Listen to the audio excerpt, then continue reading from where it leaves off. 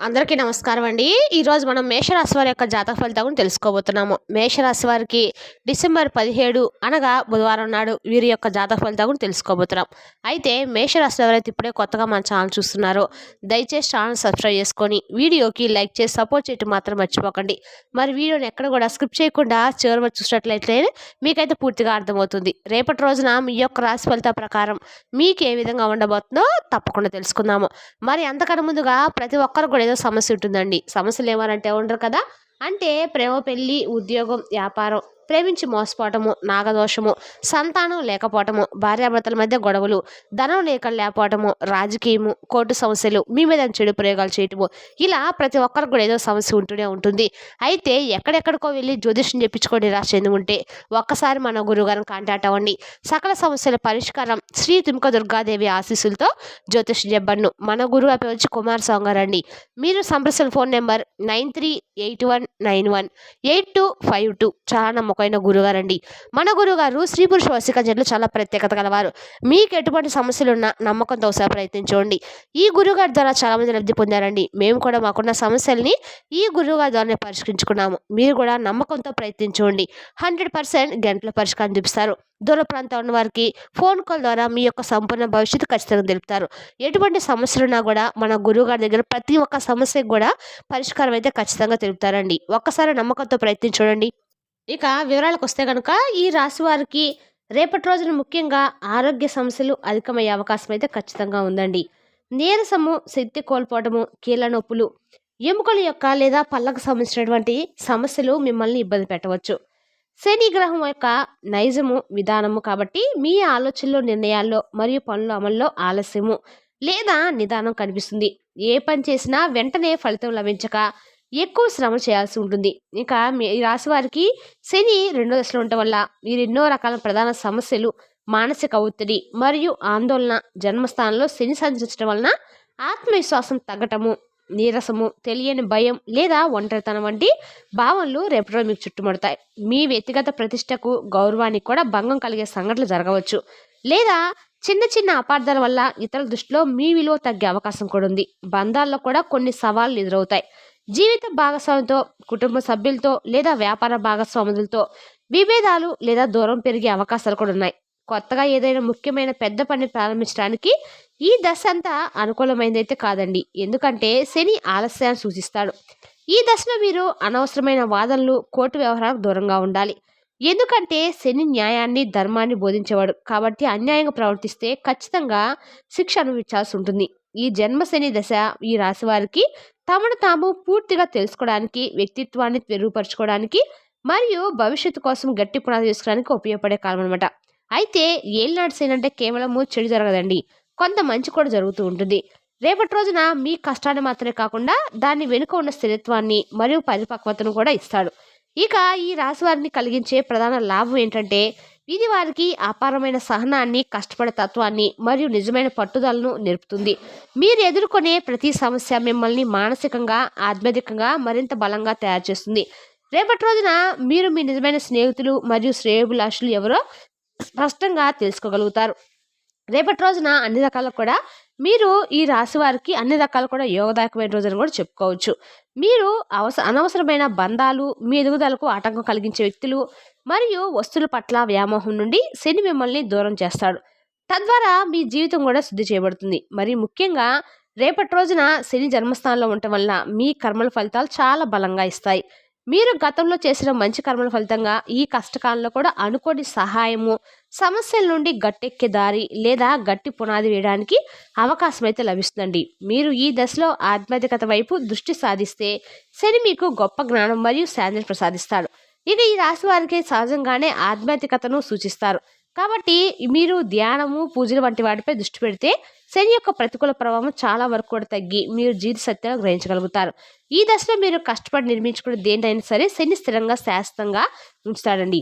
ఇక ఏలినాటి శని యొక్క మూడో దశలో సుమారుగా అంటే మీకు ఇది ఈ నెలలో అయితే లేదండి, రేపటి మార్చి నెలలో ఈ రాశి వారికి అనగా శని మూడో గ్రహంలో ఉంటాడనమాట. రేపటి రోజు మాత్రం మీరు ఖచ్చితంగా కూడా అంటే అన్ని రకాల కూడా ఈ రాశి వారికి సరిగ్గా ఇంట్లో ధన కుటుంబ స్థానంలో సంచరిస్తాడు.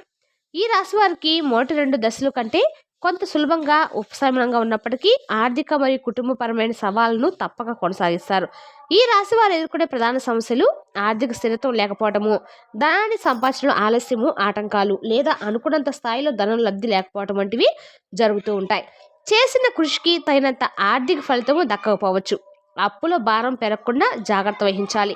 అలాగే మీ ఇల్లు కుటుంబాన్ని చూస్తుంది కాబట్టి కుటుంబ సభ్యులతో చిన్న చిన్న విభేదాలు, అపార్థాలు లేదా కుటుంబంలో ముఖ్యమైన బాధ్యతలు మీపై ఉండటం వంటివి జరుగుతూ ఉంటాయి.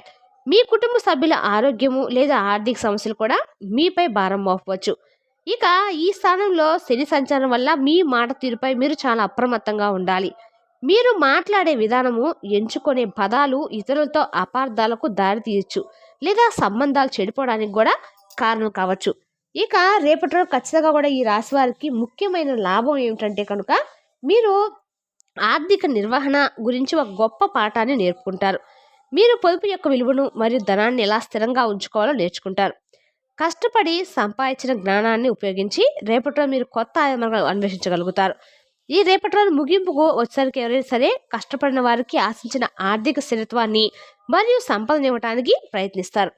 ఈ రాశి వారికి శని దశలో పొదుపుపై దృష్టి సారించడము, కుటుంబ సభ్యులతో సున్నితంగా వ్యవహరించడము మరియు మాట అదుపులో ఉంచుకోవడం వల్ల సమస్యలు తగ్గుతాయి. మరియు శనిదేవుని అనుగ్రహము ఏలినాటి శని యొక్క ముగిసిన తర్వాత మీరు ఆర్థికంగా, మానసికంగా, ఆధ్యాత్మికంగా ముడిపట్టి కంటే కూడా చాలా బలంగా మరియు స్థిరంగా ఉంటారు.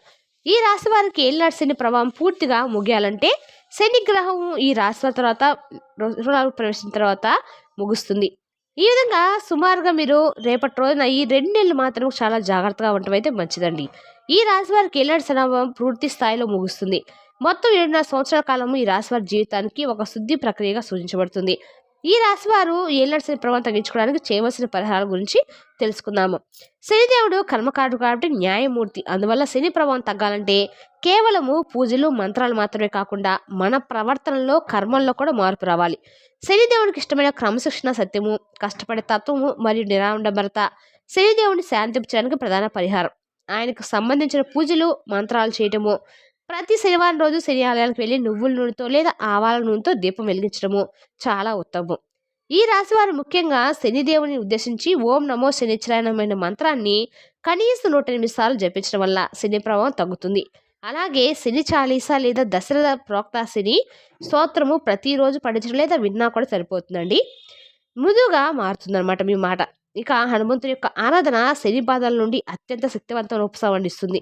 కాబట్టి ప్రతి మంగళవారం లేదా శనివారము హనుమాన్ చాలీసా పఠించడము లేదా హనుమాన్ ఆలయం సందర్శించడము అత్యంత ప్రతిభావంతమైన పరిహారం.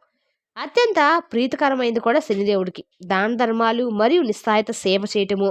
ఈ రాశివారు ప్రతి శనివారం నాడు శనిదేవుడికి ఇష్టమైన నలుపు రంగు వస్తువులు, ముఖ్యంగా నల్ల నువ్వులు, నల్ల చొప్పులు, ఇనుముతో చేసిన వస్తువులు లేదా ఆవాల నూనె వంటివి పేదవారికి దానంగా ఇవ్వటం చాలా మంచిది.